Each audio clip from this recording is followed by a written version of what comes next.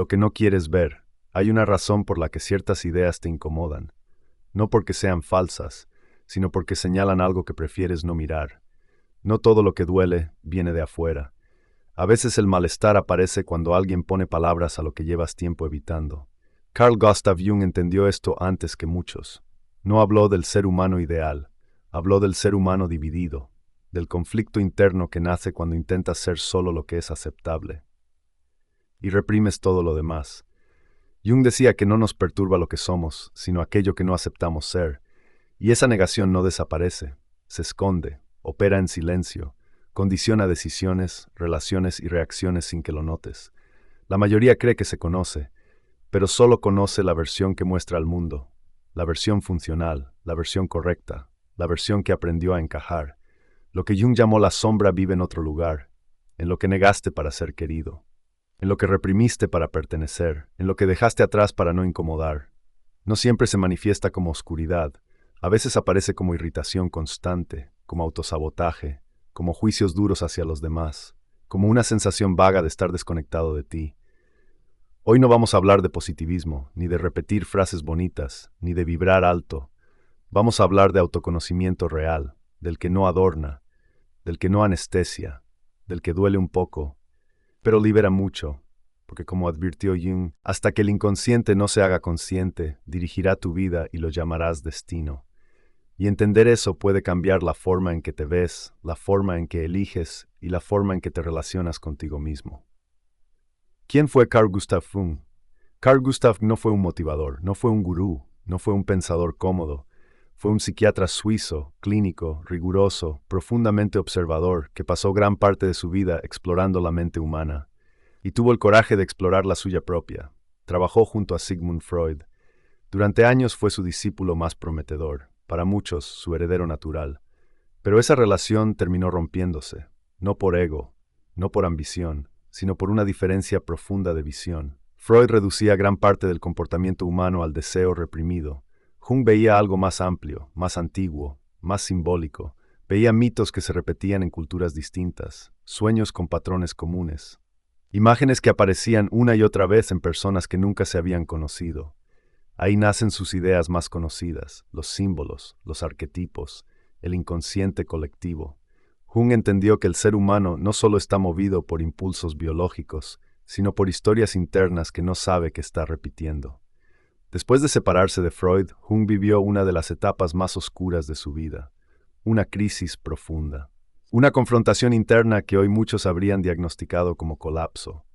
Pero Jung no huyó, no se anestesió, no la reprimió, la observó, la escribió, la analizó, dialogó con sus propias imágenes internas, con sus miedos, con sus símbolos.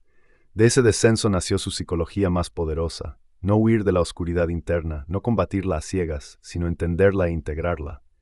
Jung no construyó su teoría desde la distancia, la construyó desde la experiencia, y por eso más de un siglo después sigue incomodando, porque no habla de cómo deberíamos ser, sino de lo que ocurre cuando dejamos de mirarnos con honestidad. Concepto central, la sombra no es lo malo. Esa es una simplificación peligrosa, y curiosamente muy cómoda. La sombra es todo aquello que reprimiste porque no era aceptado, porque no encajaba, porque en algún momento aprendiste que no debía ser así.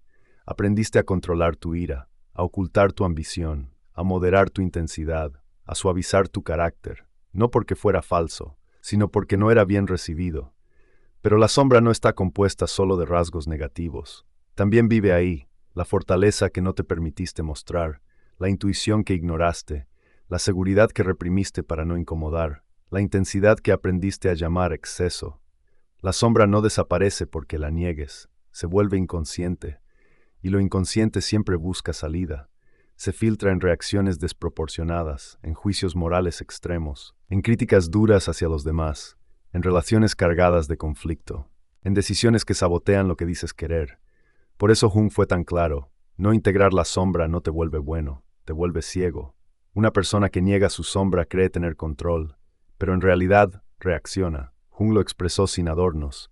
Uno no se ilumina imaginando figuras de luz, sino haciendo consciente su oscuridad. Y eso no significa actuarla, significa reconocerla, darle un lugar, dejar de fingir que no existe. Porque cuando la sombra no es reconocida, no desaparece, toma el mando desde atrás. ¿Por qué negar la sombra te debilita? Negar la sombra no te protege, te deja expuesto. Cuando niegas tu sombra, proyectas en otros lo que no aceptas en ti. Ves enemigos donde en realidad hay espejos. Te sientes moralmente superior, pero internamente frágil. Empiezas a construir una identidad basada en lo que no eres. Yo nunca haría eso. Yo no soy así. Eso no va conmigo. Pero la vida no se interesa por tus declaraciones. Te pone a prueba. Y la persona que más insiste en su pureza suele ser la menos preparada cuando aparece la presión real. Porque la sombra que no fue reconocida no fue entrenada, no fue comprendida, no fue integrada. La sombra no desaparece porque la ignores. Se vuelve más torpe, más impulsiva, más explosiva, más peligrosa. Sale cuando estás cansado, cuando estás herido, cuando te sientes amenazado. Integrar la sombra no es actuarla, no es justificarla, no es glorificarla. Es reconocer existe, entender cómo opera en ti, saber hasta dónde puede llegar. Eso no te vuelve oscuro, te vuelve responsable. Y esa responsabilidad es carácter, porque una persona que conoce su sombra no necesita fingir bondad, puede elegir. La proyección, el mundo como espejo. Jung explicó algo profundamente incómodo. Mucho de lo que te molesta en otros no habla de ellos, habla de ti. La proyección ocurre cuando colocas afuera lo que no quieres reconocer adentro. No lo haces a propósito. Es automático, es un mecanismo de defensa.